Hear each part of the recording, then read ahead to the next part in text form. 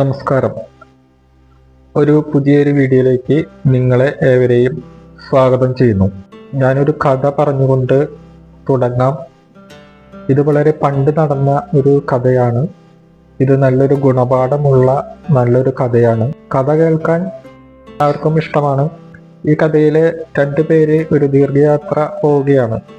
പണ്ട് കാലത്ത് ആളുകൾ നടന്നാണ് യാത്ര ചെയ്തിരുന്നത്.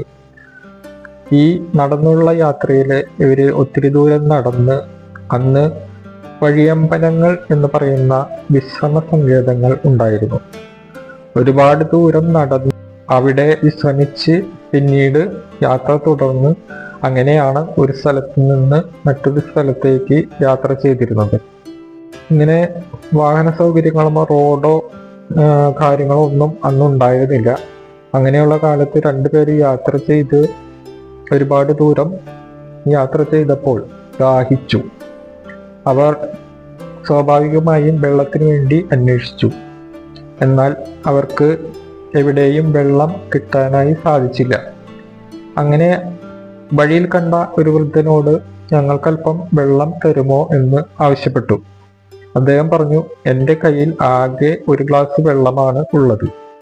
ഞാനത് നിങ്ങൾക്ക് 2 പേർക്കുമായി തരാം എന്ന് പറഞ്ഞ് ആ 1 ഗ്ലാസ് വെള്ളം 2 ഗ്ലാസ്സിൽ പകർന്നു നൽകുകയാണ്.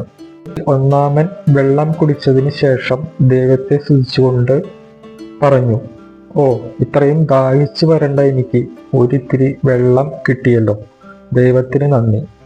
അദ്ദേഹത്തിന് ആ വെള്ളം 1/2 ഗ്ലാസ് വെള്ളം എന്ന് പറയുന്നത് അമൃതിന് തുല്യമായിരുന്നു. ജീവൻ നിലനിർത്താൻ പോലും അല്ലെങ്കിൽ അത്രയും പ്രഷ്യസ് ആയിട്ടുള്ള വെള്ളം കിട്ടിയപ്പോൾ അദ്ദേഹം അതുകൊണ്ട് വളരെയധികം സന്തോഷിക്കുകയും ആ വൃദ്ധനോടും ദൈവം നന്ദി പറഞ്ഞുകൊണ്ട് യാത്ര തുടർന്നു.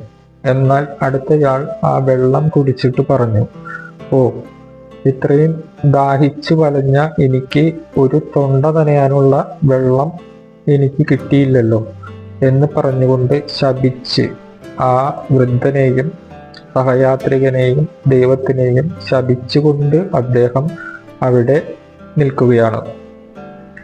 ഇതിൽ 2 പേർക്കും ഒരേ ആവശ്യമാണ് ഉണ്ടായിരുന്നത്. 2 പേർക്കും വെള്ളം ദാഹിച്ചു. 2 പേർക്കും ഒരേ രീതിയിലുള്ള വെള്ളമാണ് കിട്ടിയത്. പക്ഷെ ഒരാൾക്കത് അനുഗ്രഹവും അപരന് ശാപവുമായി. ഇത് നമ്മുടെ ജീവിതത്തിൽ വേദനിക്കുന്ന അനുഭവങ്ങളും വേദനിക്കുന്ന ഓരോ അനുഭവത്തിലും നമ്മൾ അത് എങ്ങനെ എടുക്കുന്നു എന്നതിനനുസരിച്ചാണ് നമുക്ക് അത് വേദനയാകുന്നതും അല്ലെങ്കിൽ വളരെ സന്തോഷമുള്ള ഒരു ബ്ലെസ്സിങ് ആയിട്ടുള്ള ദൈവത്തിൻ്റെ ഒരു അനുഗ്രഹമായിട്ടുള്ള കാര്യമായും മാറുന്നത്.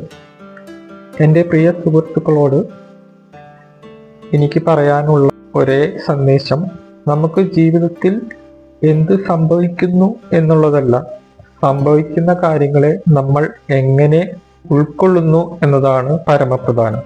അതുകൊണ്ട് നമുക്ക് എല്ലാ സംഭവങ്ങളും നല്ലതായി കണ്ട് നമ്മുടെ ജീവിതത്തിൽ നമുക്ക് കിട്ടിയിട്ടുള്ള നല്ല അനുഭവങ്ങളെ ബ്ലെസ്സിങ് ആയി കണ്ട് മുന്നോട്ട് പോകാനുള്ള ആർജവം എല്ലാവർക്കും ഉണ്ടാവട്ടെ എന്ന് സർവേശ്വരനോട് പ്രാർത്ഥിച്ചുകൊണ്ടും ഞാൻ നിർത്തുന്നു.